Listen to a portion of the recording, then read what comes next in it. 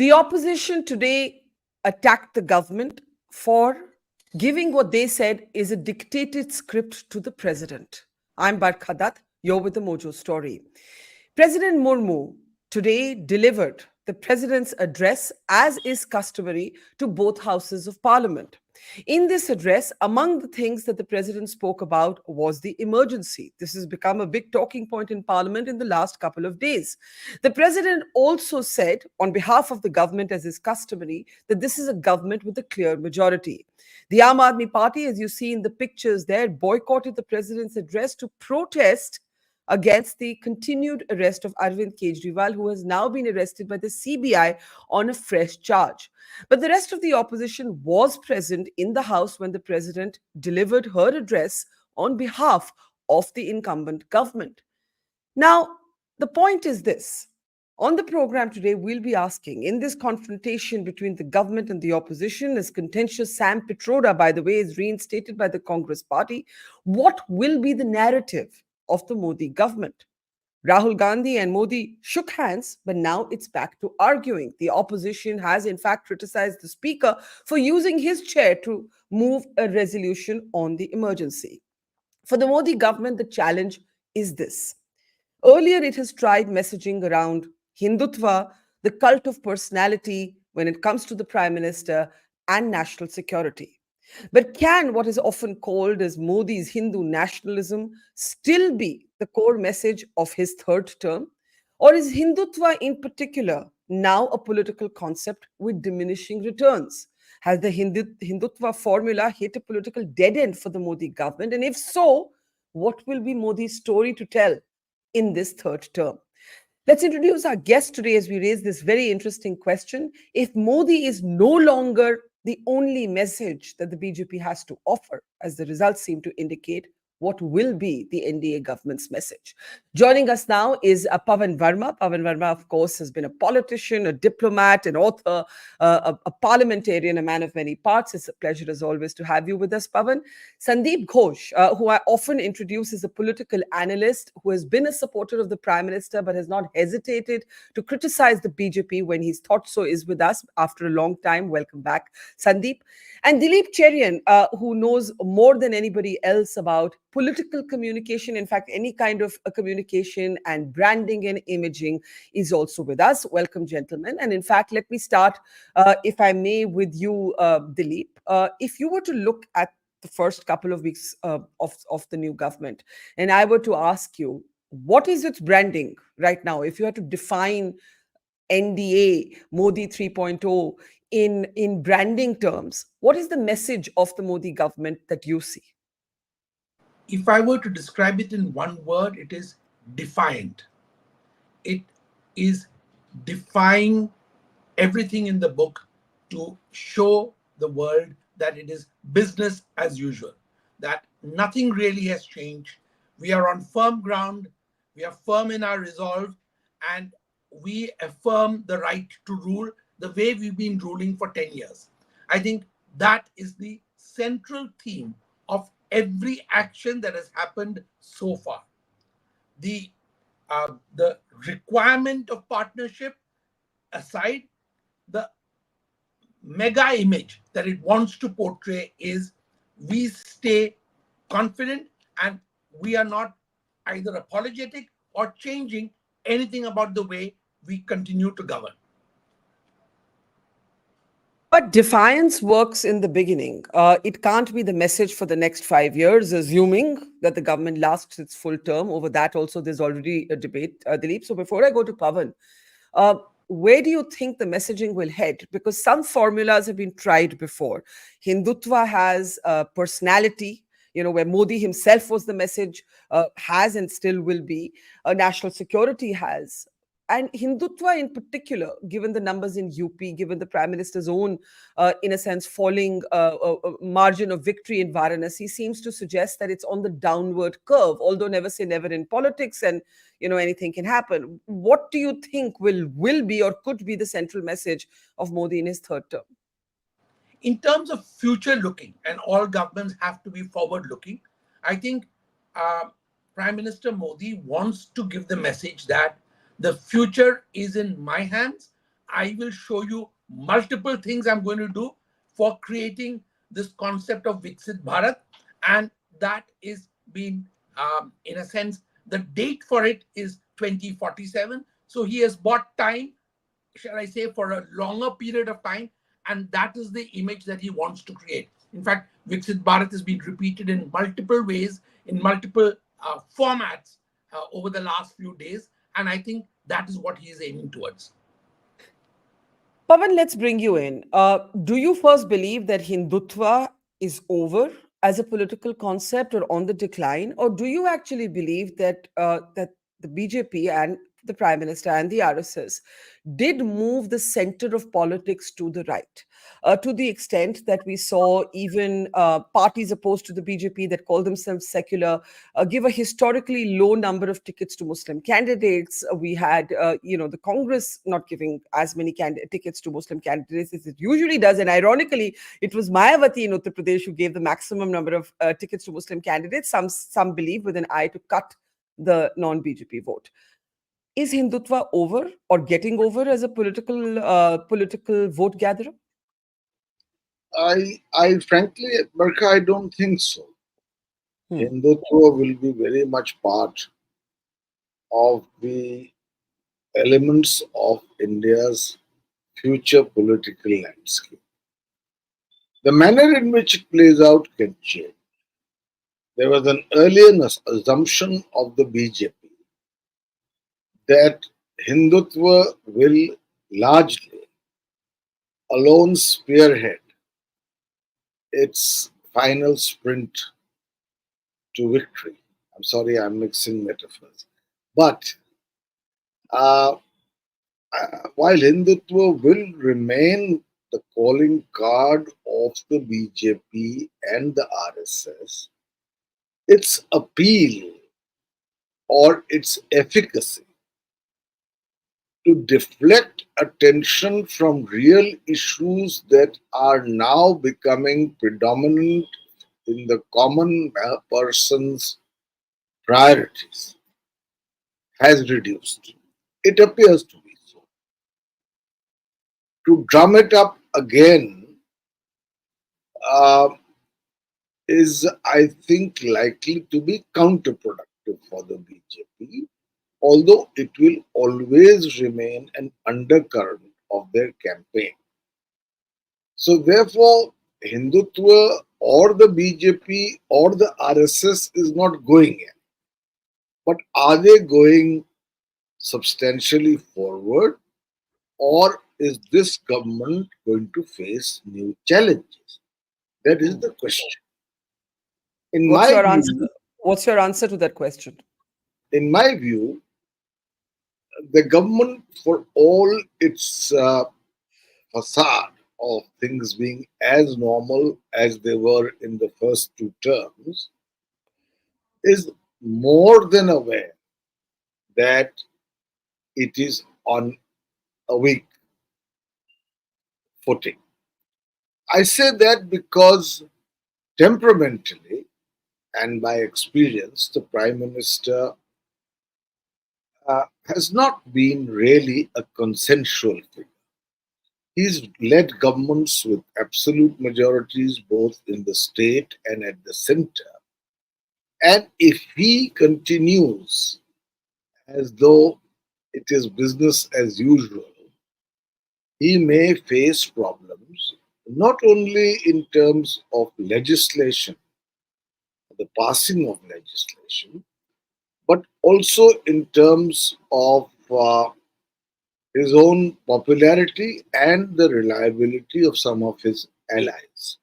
In other words, if he pushes a unilateral agenda that is seen to be not to the liking or not congruent with the regional or state interests of his two primary allies, I think he will have to give ground, and I don't think he possesses the great ability for an enlightened compromise. So that is problem number one. Problem number two is that the BJP itself is now no longer as united as it earlier was under the toweringly victorious personality of Prime Minister Modi. Hmm. And there are going to be challenges ahead, especially three state assembly elections which are coming up: Right. Maharashtra, Haryana, and Jharkhand, where if the BJP does not win two out of three or loses all three, I think there could be voices from within the BJP and the RSS which have so far been disaffected but silent, which may become more overt, which could pose a problem again for the BJP. Which leads us, sorry to just cut in there, I'll just get a comment from Sandeep, because that leads us to the question of narrative. Sandeep, as all three of you know in this program, politics is about a lot of things, but it's also about telling a story. In 2014, the Prime Minister told a very good story, offering himself as the self made outsider, the son of a tea vendor, who had successfully turned Gujarat around and was now ready for national politics at a time when there was huge disenchantment with the ruling Congress party. In 2019, he redrew the red lines around national security. In 2024, Hindutva plus governance did not yield the kind of results the BJP would have hoped for. As a fan of the Prime Minister, do you believe that the Prime Minister, in the first few weeks of his third term, has failed to tell a new story? In fact, as Dilip says, very consciously, he's repeating the old story as if to say nothing has changed. But is that working in terms of political communication, Sandeep Ghosh? Barkha, we are hardly into the first week of the Prime Minister's new term. To put it, first of all, I'll preface it to say everything. I don't disagree with anything either Pavanji has said or Dilip has said. I would put it as saying the situation is rather complicated just now. Hmm. And what I see today in terms of the communication of BJP, without being a communication expert, consider it to be a holding strategy, because he is trying to reinvent what is going to be the communication, because the current situation, to some extent, I think was not anticipated by the Prime Minister and his immediate associates, even as a worst case scenario. They could have thought of coming, with a lower, certainly not 400 par, but something less than 400 par, but they didn't bargain for a 240 odd number, which they have got. So what they would have, to my mind, had planned for, because the opposition was always hell-bent to delegitimize this government. If they had got 400 par also, then you would have heard about EVMs, you would have heard about match fixed elections, etc., to say that it was not a fair election, it was uneven thing, and so he has become the Prime Minister by default.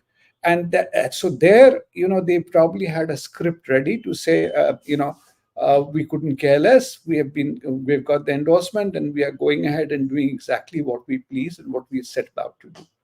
Now that calculation has faltered, so they are having to do a holding on strategy to say it's business as usual, and which is been signaled in many things, including the continuity in the cabinet, and taking it step forward also the speaker's choice. It almost seems like a Modi 2.0 extension. There is no discontinuity which is happening there. But I think he has to figure out a new communication. One thing is what you're communicating. The second bit is in any communication, what is registering over there. I'll just make two more comments, Barkha. First is only on the Hindutva bit. See, Hindutva has plateaued. It is going to give it diminishing returns. I don't think it is going to, as Pavanji was saying, it will recede, because BJP cannot dilute the Hindutva surge, then they'll lose their core base. As it is, you keep on hearing that the core constituency think that BJP has not done enough for them.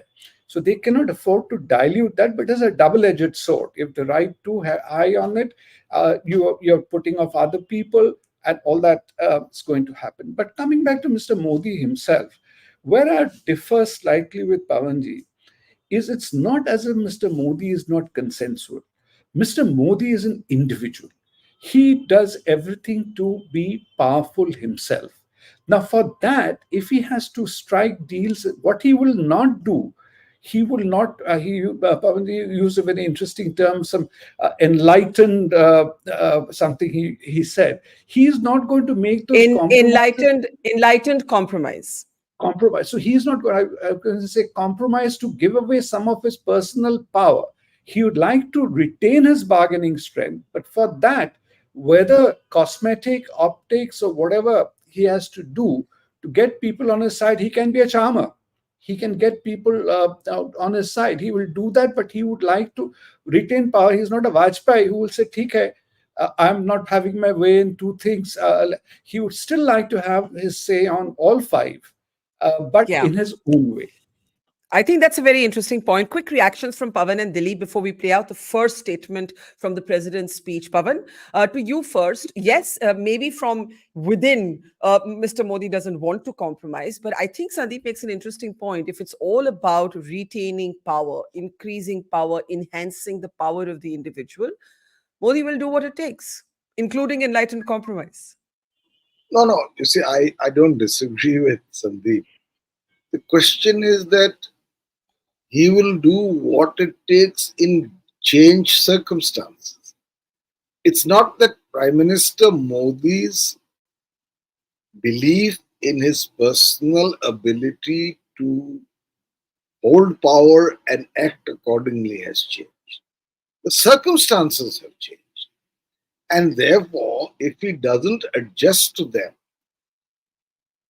and continues to behave as he did in the past, where NDA meetings were perfunctory or hardly held, where cabinet meetings were like a frozen piece with no voices being heard, I think he will have to radically change his approach. And there is a point that Sandip made, which I entirely agree with it. Actually, in this third term, the BJP and the RSS are caught on the horns of a big dilemma. In 10 years, they have, in a sense, unleashed a Frankenstein monster, which is the absolute hardcore, I would say even lumpen,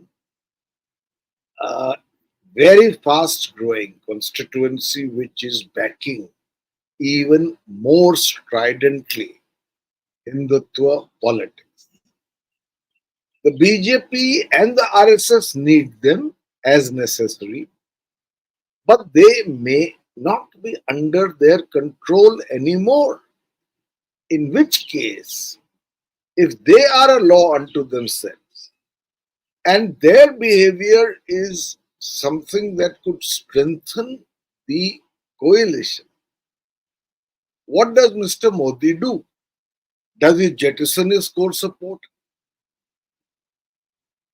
Does he try to dilute and moderate it, in which case he will be seen as Mohan Bhagwat was seen by these very virulent trolls when he met with 5 Muslim intellectuals and visited a masjid and madrasa in order to perhaps go beyond the very exclusionist approach of the government. It's a genuine problem now. Because, Yeah. for instance, the Bajrang Dal is the fastest growing organization in the Sangh organization. Hmm. And it has been more or less intoxicated on the power it has derived by a government that has been both protective and, where necessary, Yeah. helpful. It's a very, very interesting question. Dilip, jump right in. One of the other whispers in the corridors, so to speak, is Mr. Modi will want to shore up his numbers. He can do that in only one of two ways. One is to swallow or devour other parties, a kind of Maharashtra experiment with other parties. But Maharashtra experiment has boomeranged for the BJP, so I don't know if they would do that. The second is to find an issue, a new emotional core around which to build his politics and go back to the people before his term is over. We've all been talking about the possibilities.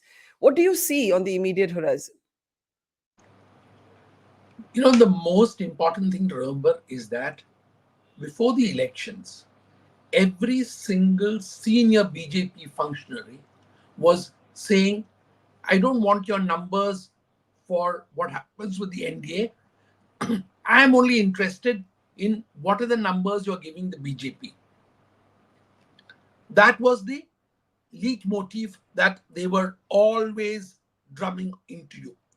That we are interested in what numbers we will get alone. So we know that that is the approach. Now, swallowing parties is a possibility, and there are many parties where this opportunity may exist. But I think that there are, unfortunately, the way the results have come out, the fragmentation has been such that you'd have to swallow 2-3 parties to make yourself in an invulnerable position. But I think Mr. Modi's character is to spring surprises, and usually, except this time, never to repeat himself. So the repetition of himself is itself, to my mind, a step back from character and preference. Now, will he step forward with something immensely surprising?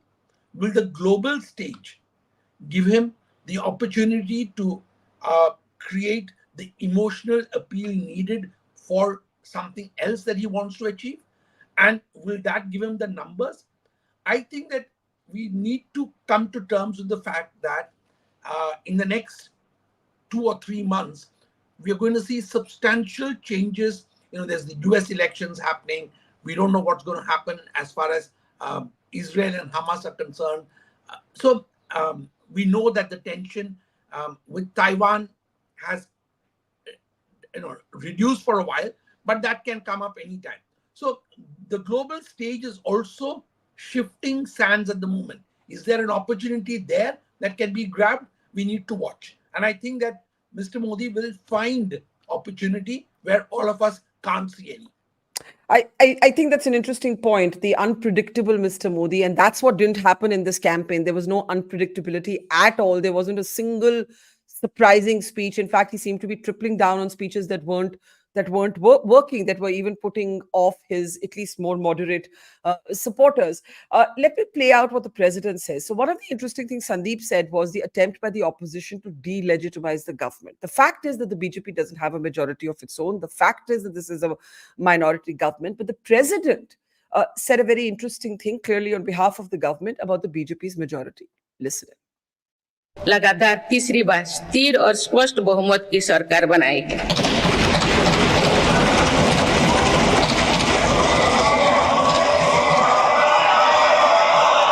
6 दशक बाद ऐसा हुआ। 6 दशक बाद ऐसा हुआ है। ऐसा समय में जो भारत के लोगों की आकांक्षाएं सर्वोच्च स्तर पर है, लोगों ने मेरी सरकार पर लगातार तीसरी बार भरोसा जताया।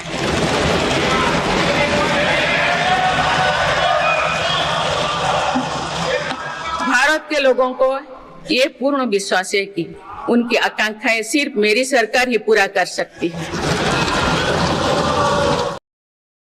I'll start with you, Pavan. This emphasis in the president's address on majority dismissed by the opposition as a government script. What do you make of it? Does it matter? Does it matter?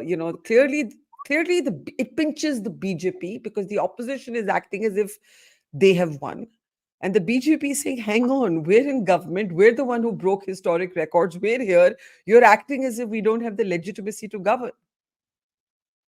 I mean, Barkha, I worked in the president's office with 2 presidents. The president's speech is a formality drafted by the current government in power. And rarely are there changes to the script unless it so happens that the government is of a party different to that from which the president has been elected. In which case, I have actually seen the president toying with the idea of some changes, sending back the speech with those changes, and a compromise being reached. Here, that question doesn't arise. President Draupadi Murmu, there is a tradition, speaks on behalf of the incumbent government and its achievements. She has done that. It's a formality. Now there will be a debate on the president's address, which will give the opposition more than enough chance if Parliament functions, which I doubt very much. For them, Hang on. Why do you doubt Parliament will function? I'll tell you why. Because you see, Parliament works. The onus to run Parliament is on the Treasury benches. Of course, the opposition needs to cooperate. But if the Treasury benches in these changed circumstances behave as if nothing has changed, and the opposition is much stronger, then there is bound to be confrontation, especially from an opposition which was earlier minuscule, capable only of creating a ruckus and little more. Bills could be pushed through by the brute majority of the ruling party in the Lok Sabha and by a managed majority in the Rajya Sabha. Rarely were they sent to select committees. But here is a situation where if on every bill there is a vote, a recorded vote, and on some bill the government fails, the government falls. It doesn't have the numbers. You can't put it always to risk. So therefore, the Parliament is today filled, the Lok Sabha chambers, with an opposition that feels vindicated, feels that it has been ridden, rough-tied upon, feels that there has been partiality on behalf of the presiding officer, feels that the Treasury benches have been made no attempt to build a consensus or be cooperative. That opposition in a much stronger space will behave in an obstructionist way. And if the BJP does not reach out to it behind the scenes to bring about consensus on some issues, I'm afraid what is going to really suffer is good governance. This country needs good governance. People are tired of this sterile politicking of political parties to score points on whether the Sengol should be carried or not. If that is the day's debate, then you can imagine who is focusing on the real issues of the people. And by the way, this time the issues are real. They already had an effect on the results of the last election. Unemployment, prices, inequality, rural distress, and authoritarianism. All of these have affected the final mandate. And if they are not dealt with, and they are not easy to deal with either. If you remain in a euphoric bubble and speak about India's continuing to be the world's fastest growing economy, when in the national capital of this fastest growing economy, people are literally yearning for a drop of water to drink, you got to have a reality check. Soon but we'll have soon we'll have pollution. Sorry, go ahead. You're saying soon we'll have pollution. Yeah. No, I get what you're saying. And you seem to be saying the BJP is still in a euphoric bubble. But is there a danger that the opposition could be in a similar bubble as well? We'll come to that. You mentioned the Sengol. We'll come to that as well. But another very important fault line, and I'll come to Dilip and Sandip right after I play out the second clip of the president, the emergency. Why is the emergency back in such a big way in Parliament? My own sense is it's because the Constitution as an issue has been appropriated by the opposition. They've been carrying copies of the Constitution to Parliament. Rahul Gandhi took his oath with the copy of the Constitution in hand. He waved a copy of the Constitution when the Prime Minister took his oath. And these symbolisms have been received differently. Ye say his supporters, childish say his critics, and he's been waving this sort of red covered Constitution book at the Prime Minister when the oath taking was happening. The President today invoked the emergency after the Speaker. Let's take a look and we'll come right back. Bharat का संविधान बीते दशकों में हर कसौटी पर खरा उतरा है। जो संविधान बन रहा था तो भी दुनिया में ऐसे ताकतें थे जो भारत के असफल होने की कामना कर रही थी। देश में संविधान लागू होने के बाद भी संविधान पर अनेक बार हमले हुए हैं। आज 27 जून है। 25 जून 1975 को लागू हुआ आपातकाल संविधान पर सीधे हमले का सबसे बड़ा और काला अध्याय था।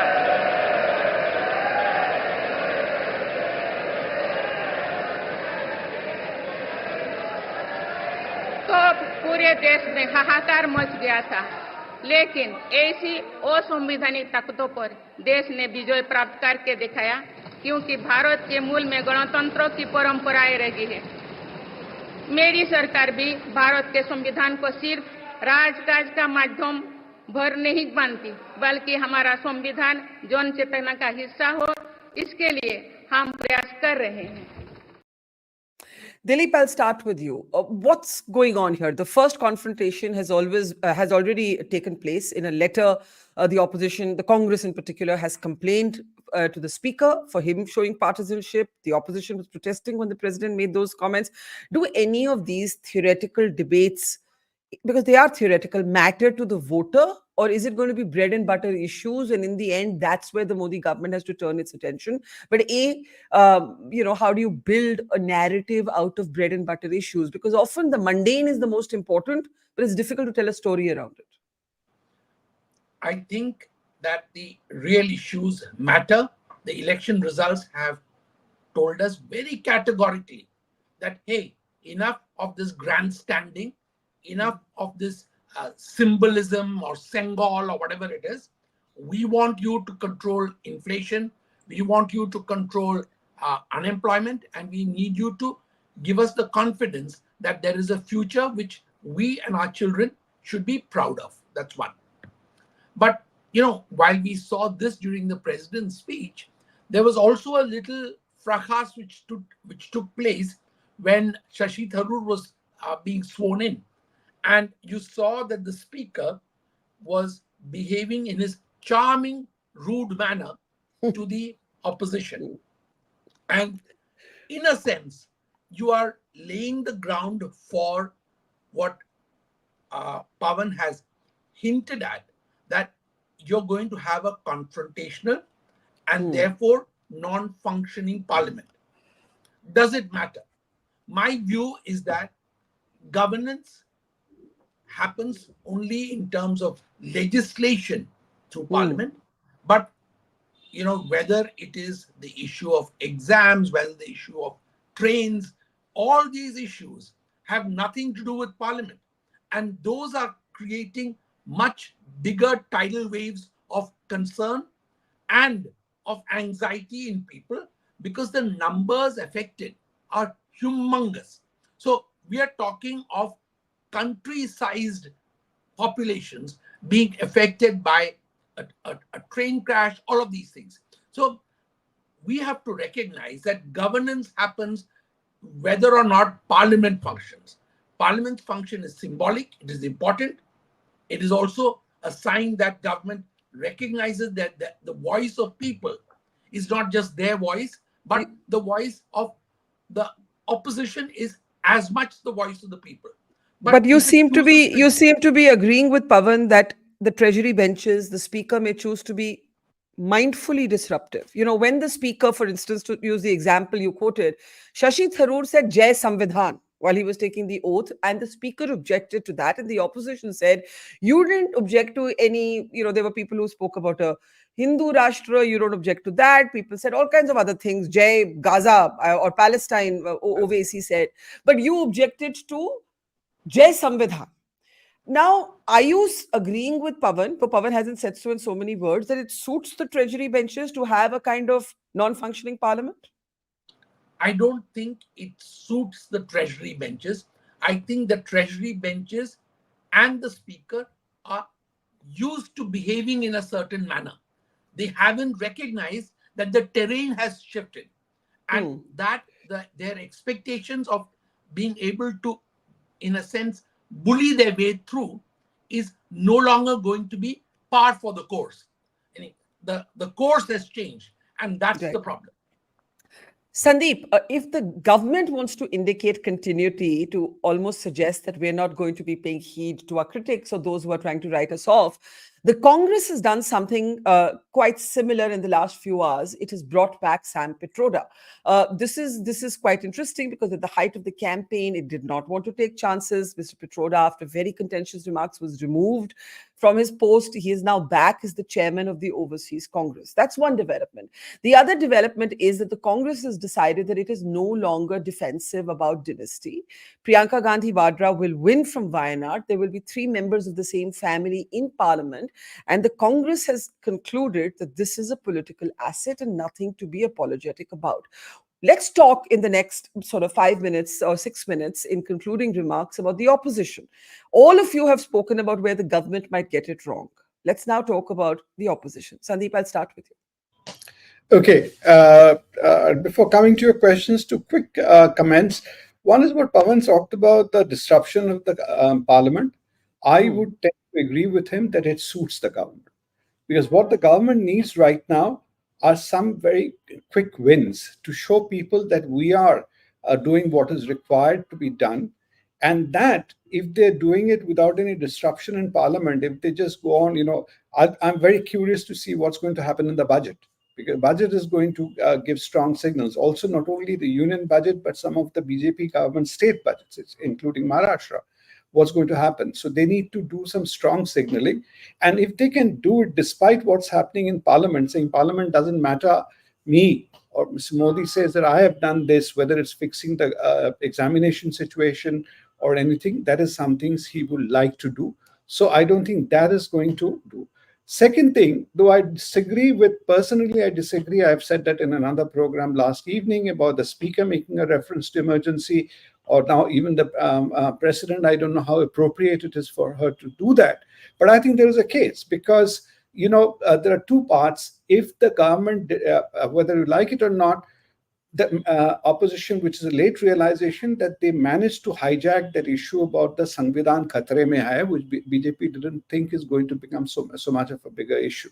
So if they didn't answer it and answer it appropriately at this, 25th June was that way God sent, whether I don't know whether it was calculated to be so or not, to lose that opportunity to make that point. It's very different from, BJP people going and saying Congress ne ye kiya tha, wo kiya tha. So this is giving it a certain legitimacy of countering. So that is tactically there. But that apart, the first part is a dynasty. I think Congress was never really apologetic, maybe a bit shy. But today, as you said, they've come out, and there are a lot of people in your fraternity who are now making the word. I found a lot of people now writing about dynastic democracy. We've earlier heard benevolent autocracy. Now they're saying dynastic democracy may be the best thing for a country like India. So that is getting, being made to look cautious. Sam Pitroda, Barkha, is good for your and our show. We like to talk, we like to tweet about it, but I don't know how much really it matters to the common people. They would be interested in much other matter. And Sam Pitroda, to some extent, Congress could never have dispensed. Forget Congress. I don't think the Rahul Gandhi and the Gandhis could have dispensed with him. So it's a matter of whether he has come back officially or unofficially. It to hona hi tha. Okay, I tend to agree with you. It's an issue for media, for the navel gazing universe of the political capitals. I don't know how much it matters to people. But Dilip, the opposition, there are warning signs There is the denialism of the government, maybe failing to read the real message of the verdict, at least publicly. Maybe they do so privately. What does the opposition need to be careful about? And while we're on the opposition, Kejriwal is in jail and nobody in the opposition is talking much about it. And there are no people really out on the streets even rallying around him. Hemant Soren has fallen off the headlines totally. Manish Sisodia has been in jail for more months than one can even remember. Have all of these become non-issues now that the election is over? I think that the opposition is actually in this happy halo of believing that they are victors, and they want to, carry on the pretense for as long as they can. That is dangerous. The fact that they've been able to latch on to 2 or 3 issues, one about the potential scam in the stock market, the second, the entire row over the form of examination and its leakages, and I think the third that they are beginning to make noise about already is what's in store in the budget. If the opposition recognizes that these are the issues that they can go to people with, which will have a longer lasting impact on them than most other, so-called newsy, bright and shiny objects which they want to flash their lights on, it'll be sensible. Because they need to recognize that they lost the elections. They need to come back with options, with suggestions, and virtually like a shadow cabinet, be creating policy for tomorrow. They cannot just be rabble-rousing. Are they ready for it? My sense is that some parts of them are ready for it. But at the moment, for the next at least another 2-3 weeks, you will see this posturing of we almost won. And I think it's a posture, like the government's posture that all is well and everything remains exactly the same. So both sides are posturing to that extent. Pavan, let me give you the last word. You've said a lot about the euphoric bubble, as you called it, of the government. What would be your counsel to the opposition at this point? Just quickly to preface that answer, and I'll be brief anyway. You see, Parliament, as Sandip says, may not matter. But today, there are many issues in which if Parliament is not allowed to provide a voice to the opposition, it will spill over onto the streets. And that the BJP will have to deal with. The issues are inflammable. The issues are those which affect the quality of lives of people. It affects their future, their expectations, their aspirations. And there is a sense in many of being let down on the very fundamentals of that quality of life. Point number one. Point number two. I agree with Sandip that the Samvidhan has become important because the opposition got traction due to either misinformation or good strategy in saying that the BJP's real intent is to amend the constitution in order to both change the rights in the constitution for minorities and to change the reservation. So that's why the constitution has been sort of adopted by the opposition. Thirdly, if this parliament is a challenge for Prime Minister Modi's consensus building abilities, it's equally of challenge for Mr. Rahul Gandhi as leader of the opposition, who, as you know, in his entire bequeathed political career, has never taken any responsibility except for a short term as president of the Congress. He could have been a minister and, in fact, was advised to become so to show his competence administratively to the people. But he didn't take it. I know from my experience in Parliament that the role of the leader of opposition is a very demanding one. You have to be prepared for debates. In order to interrogate the government, you have to have facts and figures at your hand. You have to have strategy. You have to have consultation with your allies. You have to move beyond your coterie and take advice from other quarters. Mr. Rahul Gandhi is untested material.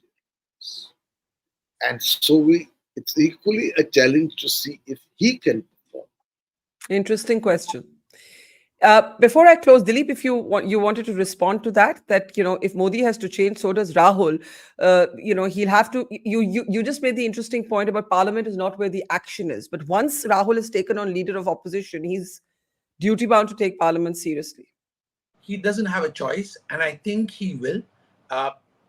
We talked about dynasties, but I think having a younger sister in Parliament looking over your shoulder focuses you immensely, especially if you're the kind of brother who Rahul is. So I think that you will see Rahul playing the NOP role with far greater effort. And when he throws effort into it, he usually is able to make some kind of a mark.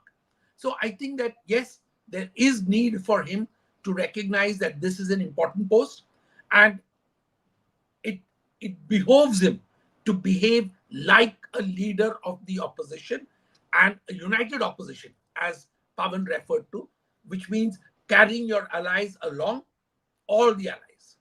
If it's a challenge for Mr. Modi to prove himself to be a prime minister of the NDA rather than the BJP prime minister, it's a bigger challenge for Mr. Gandhi to prove that he's a leader of the opposition and not leader of the Congress. And his task of keeping his India allies together is in fact more difficult. And when Congress is on a high of 100, as we've even seen yesterday, when about the speaker's election, there was a big difference between what TMC expected and Congress saying we didn't want a division, and Abhishek Banerjee saying yes, we asked for a division. So I think they have a bigger challenges out there. All right, we'll leave it there. I think we all agree with that last point that you have made. Thank you. More questions than there are answers, but as they say, watch this space. Always insightful. Pavan, Varma, Dilip, Cherian, Sandip, Ghose. Thank you. And to our audience, pleasure as always, and see you tomorrow.